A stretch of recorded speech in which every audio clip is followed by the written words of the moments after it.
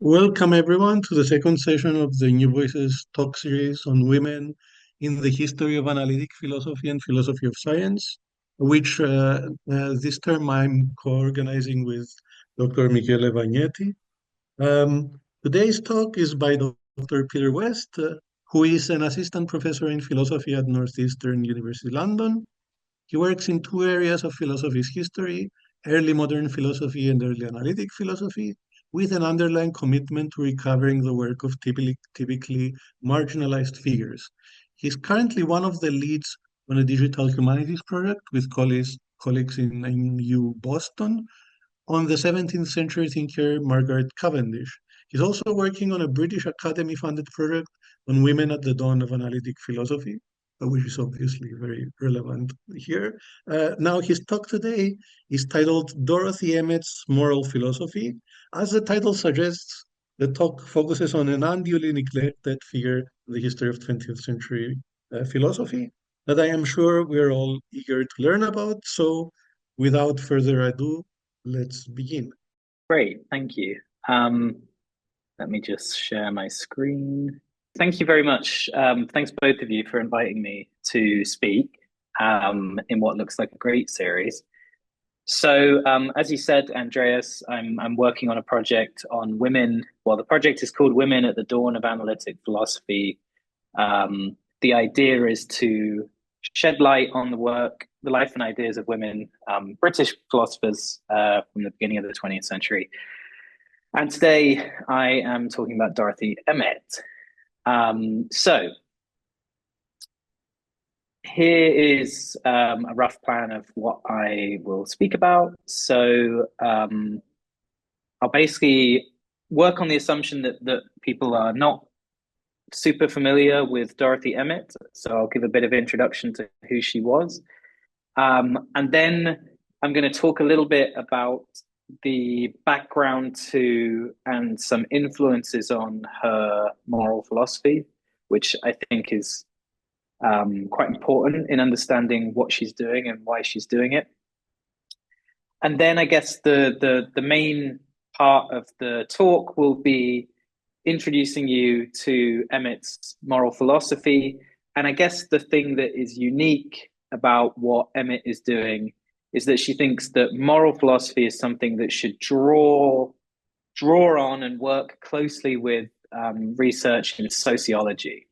And specifically, she thinks that the notion of social roles, which she's drawing from research in sociology, should inform the way we do moral philosophy.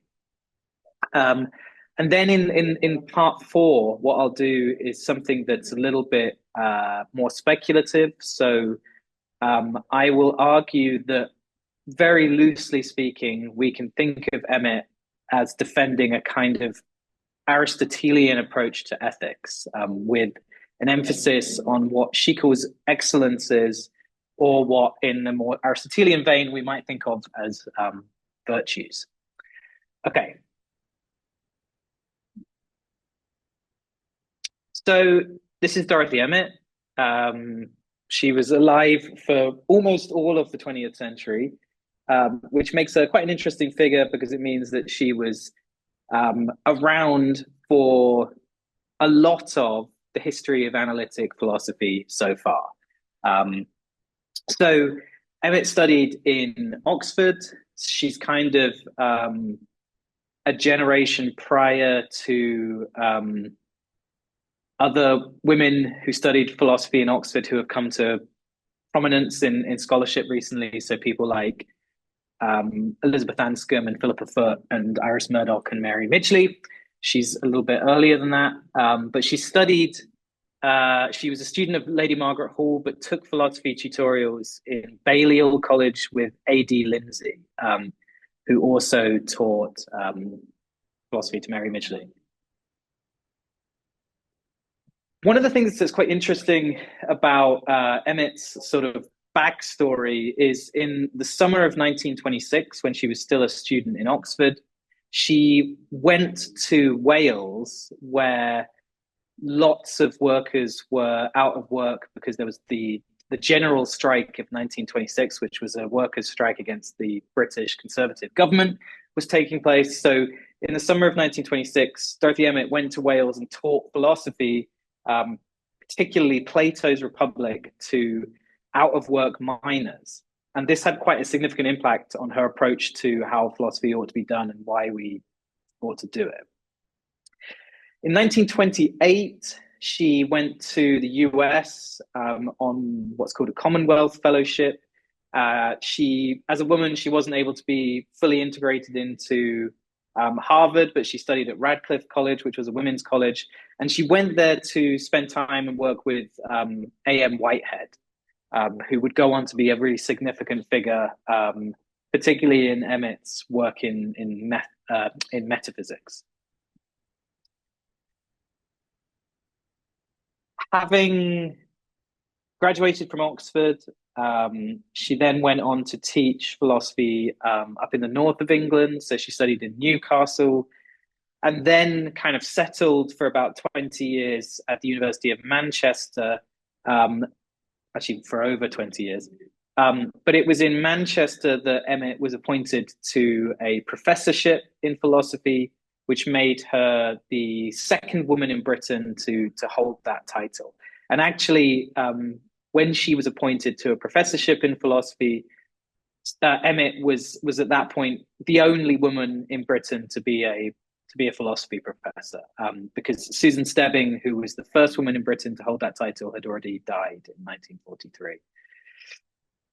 And then to kind of round off her career and life, in 1966, she kind of retired from official teaching duties and moved to Cambridge and was a fellow of Lucy Cavendish College in Cambridge. Wasn't the end of her philosophical career by any means. She published up until the 1990s. In Cambridge, she lived with Margaret Masterman, another woman in philosophy who had studied with Wittgenstein previously, and Richard Braithwaite. And I won't say anything about it today, but they're part of quite an interesting group of thinkers who call themselves the Epiphany Philosophers, who were a group of thinkers in Cambridge who wanted to particularly think about philosophical issues, but also critically think about the Anglican Church at the same time. Okay. In terms of her philosophy and her philosophical writing, Emmet wrote about wide-ranging topics, but we can kind of roughly categorize her philosophical writing into two parts. So there's her metaphysics. So, for example, a text from 1945 called The Nature of Metaphysical Thinking is a text in the methodology of metaphysics, and it's an attempt to resuscitate and provide a way forward for metaphysics in light of things like the logical positivist movement. So the kind of pressure and scrutiny and, if you like, crisis of metaphysics that was going on in analytic philosophy at that point in time. She's also, broadly speaking, a process ontologist. So like somebody like Whitehead or Samuel Alexander, she's somebody who thinks that the ultimate constituents of reality are events and processes rather than static objects. So that's one side of her philosophical writing, and something that I've written about before in this paper from the British Journal for the History of Philosophy. If you're interested, what I'm talking about today is her moral and social philosophy, so kind of the other side of her philosophical writing. And again, thinking about Emmet's philosophy in an overarching way, there's kind of two key themes that run throughout. So one of the things that Emmet is really committed to is thinking that philosophy philosophy ought not to be something that works in isolation. In fact, Emmet thinks that philosophy really ought to be collaborative and what we might call today interdisciplinary, right? So somebody who thinks that philosophers should be engaging in research alongside experts in other disciplines. That's something that's consistent throughout her writing. And for example, Emmet engaged in sociological research a lot in light of that commitment. Even more broadly, Emmet thinks that philosophy in general is a process of trying to see an inherently unstable and ever-changing world in a steady way. So in this text from 1945, The Nature of Metaphysical Thinking, she borrows this phrase from the poet Matthew Arnold, and she says that metaphysics, the job of the metaphysician, but also the job of the scientist and even the theologian, is to help us to see life steadily. So that's a kind of overarching picture of Emmet's approach to philosophical inquiry. Okay, so beginning to think more specifically about her moral philosophy. On the screen in front of you, that's A.D. Lindsay, known as Sandy Lindsay, who exerted a significant influence on her at the beginning of her career. Lindsay himself is somebody who, generally speaking, was quite disillusioned with the rise of things like linguistic philosophy, or what we would call, the analytic method today. He saw philosophy as something that was growing increasingly too specialist, whereas Lindsay's view, as Emmet puts it in her memoir, is that philosophy should be part of a general education. And I think we can see signs that Emmet has a similar view. So writing in this memoir, which came out in the 1990s, called Philosophers and Friends, 70 years in reminiscences of 70 years in philosophy, looking back on her time as a student in Oxford, Emmet explains that she felt that moral philosophy in Oxford was just too detached from real life. So, for example, talking about kind of intuitionists, people like W.D. Ross and H.A. Pritchard, people who were influenced, for example, by G.E. Moore's Principia Ethica. Emmet says both Ross and Pritchard seem to live in a very different world from that of moral problems as they actually impinged on us.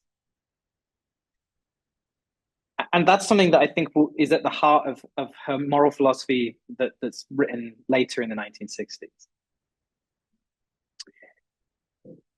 In 1926, in Balliol College, Emmet watched a speech by a popular historian called R.H. Tawney, who was talking about this strike, right, this workers' strike in Britain. And in her memoir, writing about going to see that talk, she writes, "This is the nearest thing I've ever had to a conversion experience," which is quite an interesting thing for her specifically to say, because she was actually, the son of a country priest and was, a Christian for her whole life. But it's this talk about the strike that she says is the nearest thing I've ever had to a conversion experience. And in light of having seen that talk, this is with the summer where she goes to Wales, specifically to a place called the Rhondda Valley, which is a place that has lots of mines, or had lots of mines, where the strikes took place. And she taught philosophy to out-of-work miners. And after that, she writes in her memoir, "It made me more convinced that I must try to do philosophy." So something about spending time with ordinary people outside academia and discussing the kinds of issues that are raised, for example, in Plato's Republic with them, made her more convinced than ever that she needs to spend her life in philosophy. Okay, so those are the kind of background influences. What do her philosophical views look like?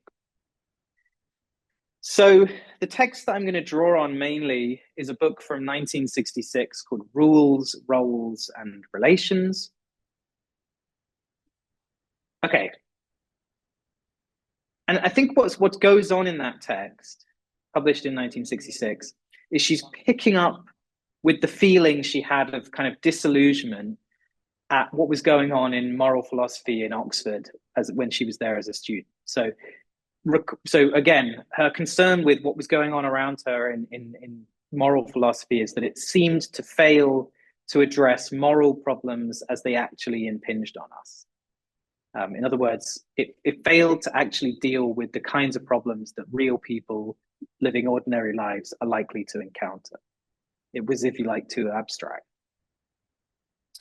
So, I mean, for example, these miners that she taught in Wales, her reaction was that they found more help in a text that was 2,000 years old, right, Plato's Republic, than in any of the moral philosophy, or than they were likely to find in any of the moral philosophy of their contemporaries in Oxford, like Ross or Pritchard. And I guess in a way, thinking about what's going on in this book, Rules, Roles, and Relations, it's an answer to this kind of question, right? How can moral philosophy be brought back down to earth, right? How can moral philosophy be turned towards the kinds of problems that actually impinge upon real people? And Emmet's answer is that one way that it can do so is by drawing on the work of sociologists, right? People whose job it is to understand society, real social relations, and the way that people live their lives. Okay, why sociology? Well, this is what Emmet says. So she says, an initial reason for thinking that sociology and moral philosophy should work alongside one another is that they have a shared starting point. And that starting point, she writes, is the fact that people have to live with each other. Right? This is something that she thinks, each in their own way, both sociologists and moral philosophers are grappling with, right? If people did not have to live with each other, then we would not need to know what those relations look like, and we would not need to know how we ought to interact with others. But the fact is that we do live alongside one another, and so we do need to know those things.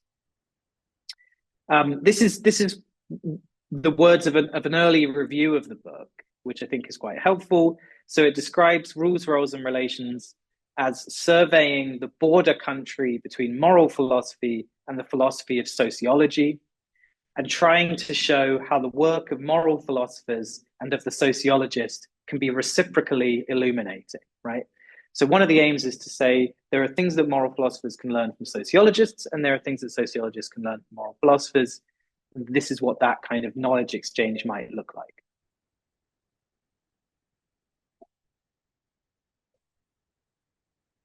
Okay, so here's an example of the kind of insight that, according to Emmet, moral philosophy or moral philosophers might gain from engaging with the work of sociologists. So, for example, she writes, in a social environment, each individual is set in multiple crisscrossing relationships, so that the results of his actions affect and are affected by those of other people, producing snowball effects.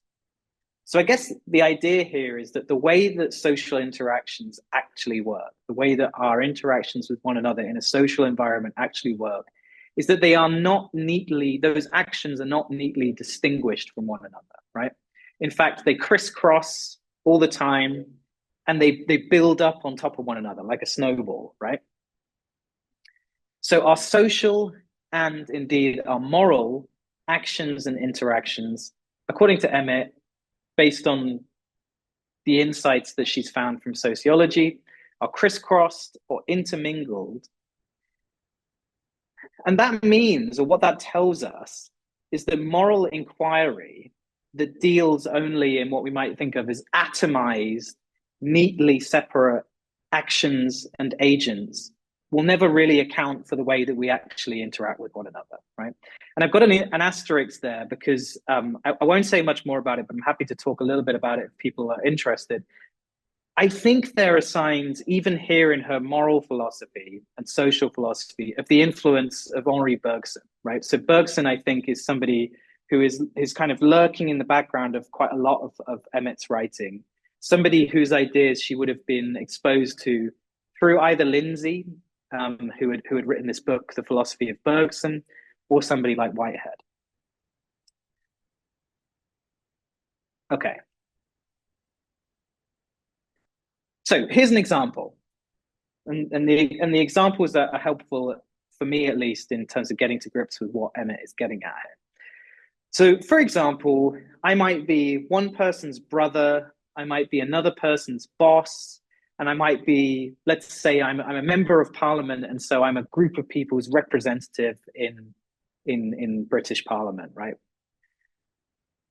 And Emmet's point is that the nature of the actions and interactions that I perform in relation to those people is going to be affected by these roles that I inhabit, right? So, for example, if I lie to you in the role of your brother, right, then that action is a different action, and in turn will be evaluated differently than if I lie to you in the capacity of being your boss or as your MP, for example, right, as your member of parliament, right? In fact, Emmet argues, my role, my social role in relation to you determines what kind of action it is that I am performing, right? So I guess another way of putting that would be to say, there is a difference between the action lying as a brother and the action lying as a boss and the action lying as an MP. Those are different actions, right? And therefore come with different moral evaluations. So again, our social interactions crisscross and snowball or build up on top of each other, meaning that it's rarely the case, as I guess she thinks moral philosophers are guilty of doing, it's rarely the case that appealing to simple, individual, neatly separate agents and actions is appropriate to the realities of social interaction. And I think it's helpful here to borrow, there's a nice turn of phrase from Susan Stebbing, who seems to agree with Emmet on this point, right? Stebbing says, it's impossible for an action, in this case, to be a merely speaking of the truth. And I think rolling with that idea, Emmet's point would be, as I was just saying, that you're never just lying, you're never just speaking the truth. You're speaking the truth or you're lying as a son, as a father, as a teacher, as an MP, and so on, right? It's impossible to act in a way that is abstracted from your social context, from the place that you inhabit in a social environment.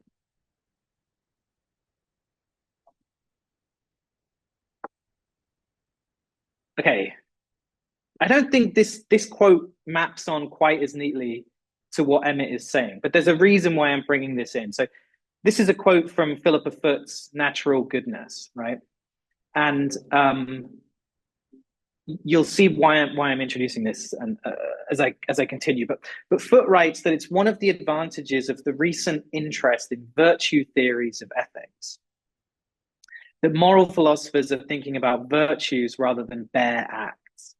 But Aristotle was surely right to distinguish doing what the just man does from doing it as the just man does it. Now, the reason I think that there is relevance of this kind of claim is Emmet is similarly trying to move away from moral theorizing that's focused upon what Foot calls bare acts, right? In a different way, in a more socially rooted way, Emmet is trying to emphasize that there aren't bare acts, right? The acts always come clothed in, to some extent, the person who is performing them. So Emmet is pushing for a move away from moral inquiry focused on bare acts towards an approach that focuses on acts performed by members of a society with certain roles. Okay, just to say a little bit more about this notion of a role, because I think this is really important and a particularly interesting part of Emmet's ethical theory. So Emmet argues that one concept that we should import into moral philosophy from sociology is the notion of a social role. And I've talked about this a bit already, but she defines a role as a capacity in which someone acts in relation to others, right? So I'm acting in my capacity as a brother, as a teacher, as a friend, and so on. And I guess moving away from bare acts means acknowledging that whenever I act, I'm always acting in some capacity or in some role. I think what's particularly interesting and significant when it comes to moral discourse about social roles is that, according to Emmet, the notion of a role has built into it a notion of some conduct as appropriate, and in turn, other types of conduct as inappropriate. So, in other words, the roles that we play in society, or even kind of units within society, microcosms of society, like a family or a workplace or a political constituency, whatever, the roles that we play in those social contexts give us or imbue us with moral responsibilities, right? It's built into certain roles that certain types of behaviors, certain norms of behavior are or are not appropriate, right? So, in other words, the appropriateness of your action is going to depend upon your role in society. So, for example, here's an example that Emmet gives. She imagines somebody saying to another person, you ought to help her because, after all, she is your mother, right? So what is being pointed out here is that somebody has some kind of obligation on the basis of the role that the person inhabits in relation to another, right? So that they're a daughter or a son in relation to a mother. So by making this kind of claim, the speaker is appealing to the fact that the role in question, in this instance, motherhood or perhaps daughterhood or being somebody's son, has certain norms of behavior built into it, right? And I guess what's significant here is that the responsibility that comes with that role is not something accidental to it, right?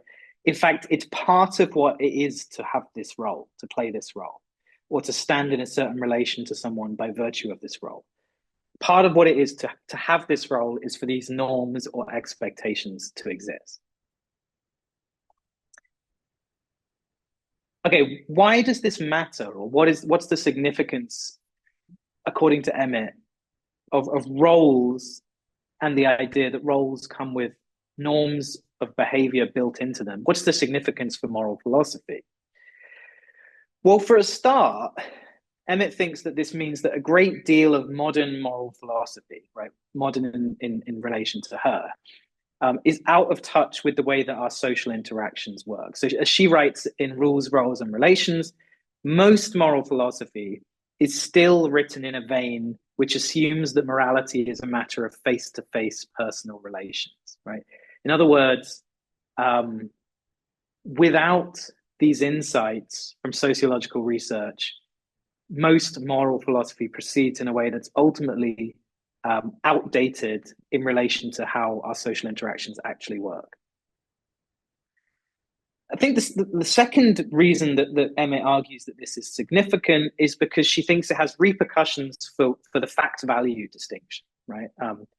Which I guess tells us that this text is from 1966, tells us that the fact-value distinction was still exerting an influence, at least as far as Emmet was concerned, 30 years after A.J. Ayer's Language, Truth, and Logic, right? So the fact-value distinction being the idea that there are, on the one hand, facts, propositions that can be, in principle, verified empirically, and on the other hand, values.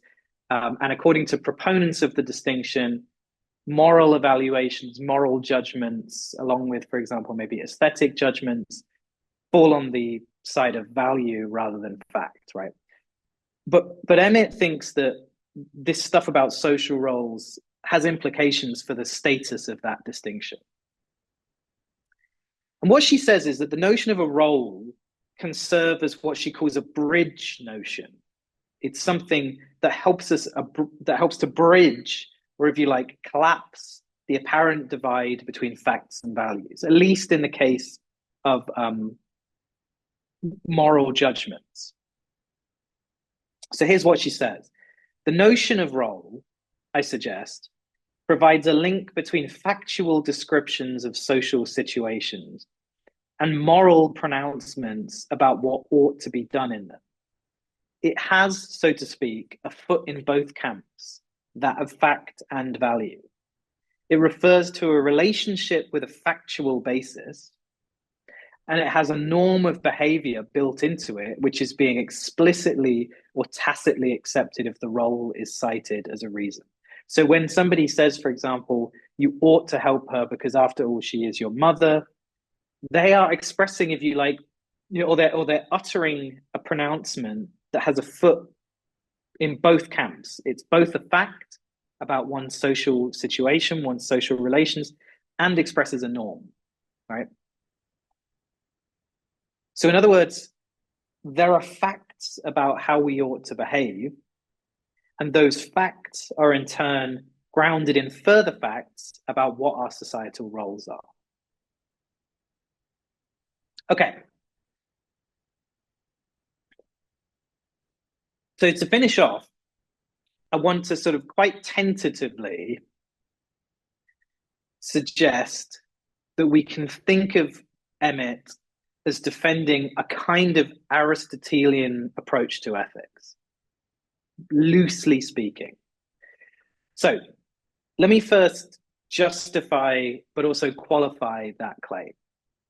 Okay, and hopefully this diagram is helpful. It's helpful for me. So a red line means the answer is no. A green line means the answer is yes. So we can start with a question like, are there moral facts? For example, is it true or false that murder is wrong? And if your answer to that is no, then you go down the road of what in metaethics is known as non-cognitivism, right? And there are different variations of this. But the idea being that when you say something like murder is wrong, you're not expressing a fact. You're not saying something that's either true or false. You're doing something else. Maybe you're expressing your approval, disapproval. You're kind of saying boo to that, or you're saying hurrah, whatever. If you answer yes, right, then we can ask another question. So are there moral facts? Let's say yes. Next question, are those facts grounded in further non-moral facts? And there's a line of thinking that says no in response to that kind of question.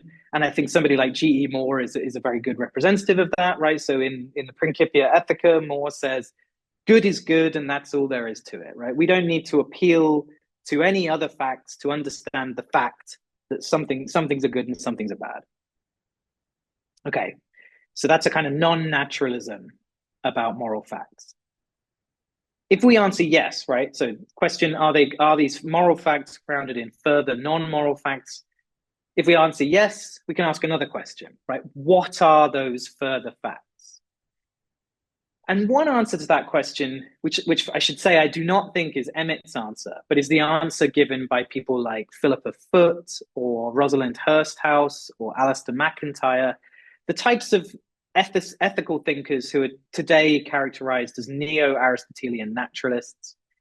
And they're going to say that moral facts are grounded in facts about human nature, right? That certain behaviors or traits are natural and therefore good, and others are non-natural or go against our nature and therefore bad or vicious. Okay, I don't think that's Emmet's answer to the question. I think what Emmet's answer to the question is, so the question is, what are these moral facts grounded in? Emmet's answer is, well, they're grounded in facts about our social roles and our social relations, right? So when I describe Emmet as an Aristotelian, I'm going to keep that in inverted commas because I think she goes a little way of the way down the Aristotelian road, but doesn't go to the same place that, for example, the neo-Aristotelian naturalists go. So I guess prima facie, maybe Aristotelian isn't the right word, but I think they're not miles apart, right? And here's a little more evidence for the connection between Emmet and Aristotelianism before I conclude. Okay, one fairly explicit piece of evidence is that there's a discussion of what appears to be phronesis or practical wisdom in rules, roles, and relations.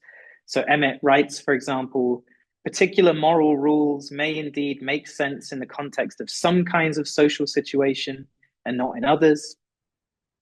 But this does not imply an infinite diversity of morals, leaving us with only emotional preference or tradition to decide between them. So Emmet is denying that her position leads to complete moral relativism, which is interesting. Morality can be a matter of judgment, and I think it's something Aristotelian that steps in and prevents her view, at least she sees it, leading to moral relativism, which is practical wisdom, or what Aristotle talks about when he talks about phronesis. There may be better and worse judgments within the same social context. Every society can have its men of practical wisdom. There may be ways of life which allow for the development of moral judgment better than others do. Okay, so I think that's an initial sign that Aristotle or Aristotelianism is in the background here. Another piece of evidence comes from some of Emmet's writing from about 20 years earlier. So just after the end of the Second World War. And it's interesting to me that she does this. Just after the end of the Second World War, she publishes 3 different papers on the topic of importance, with the question being, is there anything that is intrinsically or absolutely or important? Or is it the case that whenever we call something important, we're talking about it in relative terms, right? Important to us, or important to this, or important to that. I mean, that might just be motivated by all the questions thrown up about what's really important in light of the Second World War, right? Are human lives always the most important thing? And I think some of the examples she uses suggest that is her view, because she talks about cases where ancient monuments were destroyed in the course of saving lives, right? There was a decision made about what's important. I'm going to just run through 3 quotations, which I apologize, they're quite long quotations, but I'll just extract what I want to talk about from each. So this is from a paper called Importance, and she says, I believe that we can say that when we consider human life, there are some things which we can point to as intrinsically important. These may be some things which, as we have said, make a difference on a large scale or in a decisive way, such as those events which affect crucially men's lives in relation to their fellows in society. Or they may be things of which we can say that they stand as achievements of excellence. And such are, if I may be allowed the phrase, in some way productive of spiritual reality. So she uses this phrase, spiritual reality and spiritual excellences, several times. She goes on, I'm thinking of such things as excellence in character or heroic actions, of the achievements of man's mind in art, literature, and science, of the institutions he has built which make civilized life possible. So I think at least partially here, when she talks about excellences, she's talking about the type of things that an Aristotelian has in mind when they talk about virtues, right? Whether those are intellectual or moral virtues. Okay, second passage is from a different paper, but on the same topic, on the idea of importance. Again, she raises this question, are there certain things which really matter, or intrinsically important? And she says that she thinks there are. By this, I mean, whatever adds to the sum of achieved excellence, whether in human character or in the products of man's imaginative life, as in art or literature, or whatever contributes to man's understanding of himself and the world, or whatever either directly or indirectly shapes the form of his life in relation to others in society, right?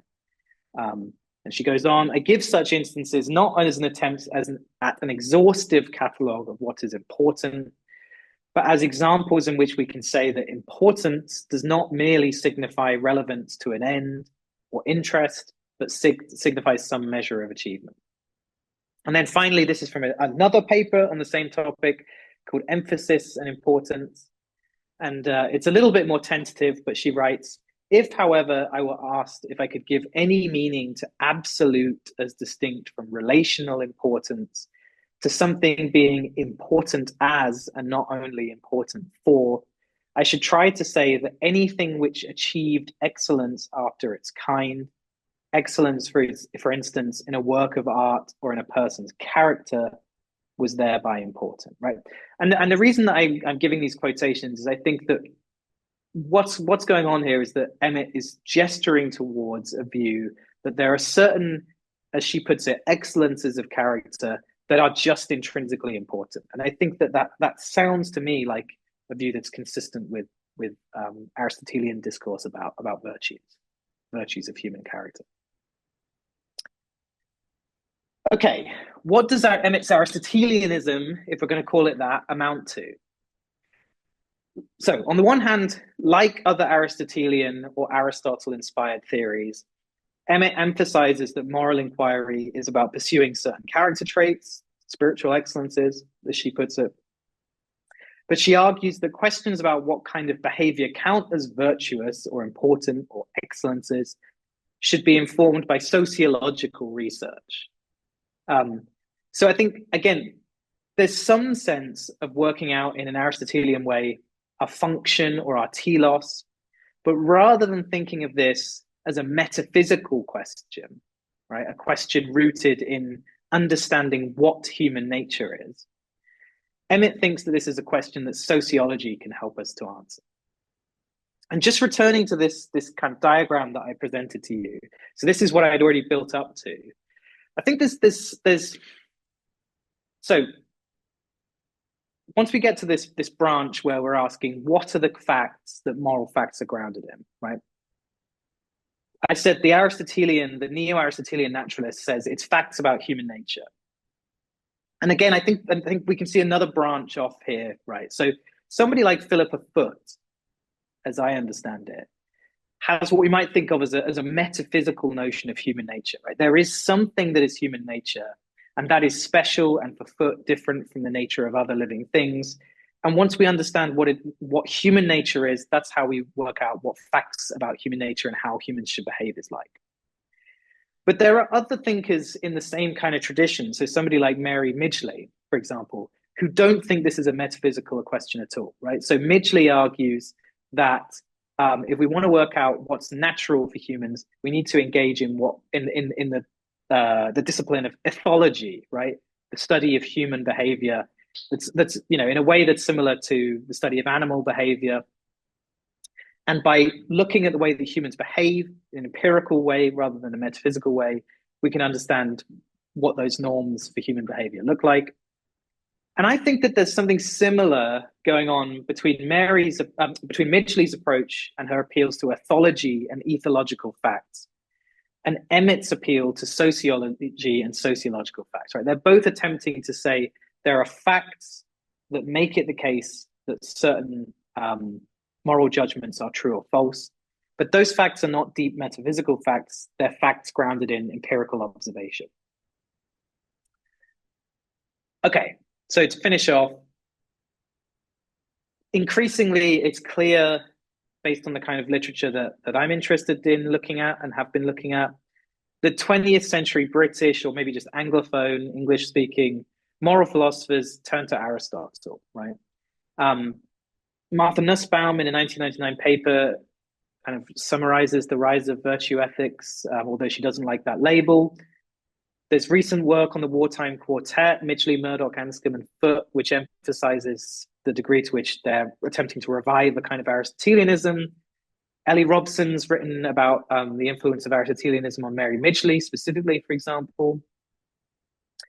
And I think Emmet, to some extent, fits into this trend, but also offers a novel offshoot of Aristotelianism, a position that's informed by her commitment to interdisciplinary philosophy and the role of sociological research in moral inquiry specifically.